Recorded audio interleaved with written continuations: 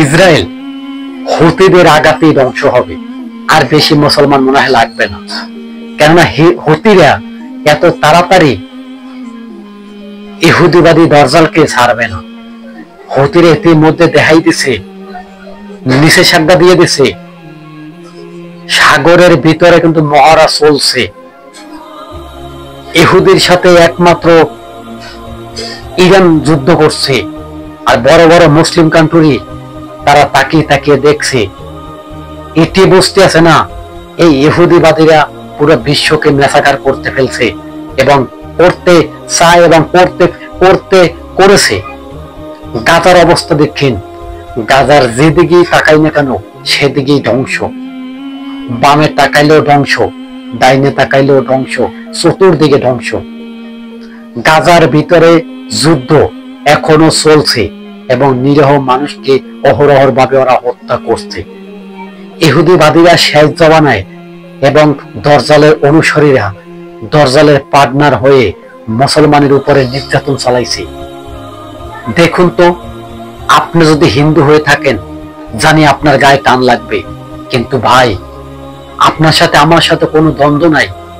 মুসলমানের কি অপরাধ ছিল? মুসলমানকে পৃথিবীর ভিতরে আইসা কি অপরাধ করছে? ইহুদিবাদীরা আজকে যে মুসলমানকে অহরহর ভাবে হত্যা করছে, গাজার দিকে তাকিয়ে দেখেন। এই গাজার ভূমিটা কাগো? এই গাজার ভূমি কি ইসরায়েলের? এই গাজার পুরো রাষ্ট্রটা কার? গাজার রাষ্ট্রটা গাজার নাগরিকদের। আজকে গাজার নিরীহ মানুষকে ইহুদিরা ধ্বংস করছে। আসুন আমরা তার প্রতিবাদ জানাইলে হবে না, ওদের বিরুদ্ধে আমাদের যুদ্ধ করতে হবে।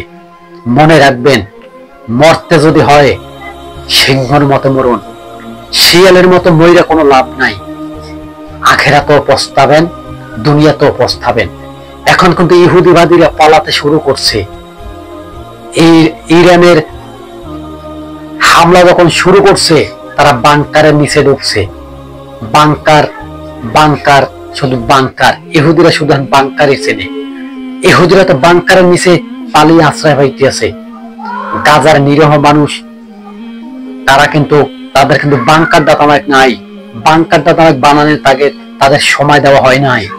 এই নিরীহ ফিলিস্তিনের মানুষকে অহরহর ভাবে ধ্বংস করছে। আল্লাহ তাআলা রব্বুল আলামিন এই সমস্ত আযাব থেকে আমাদেরকে রক্ষা করুন।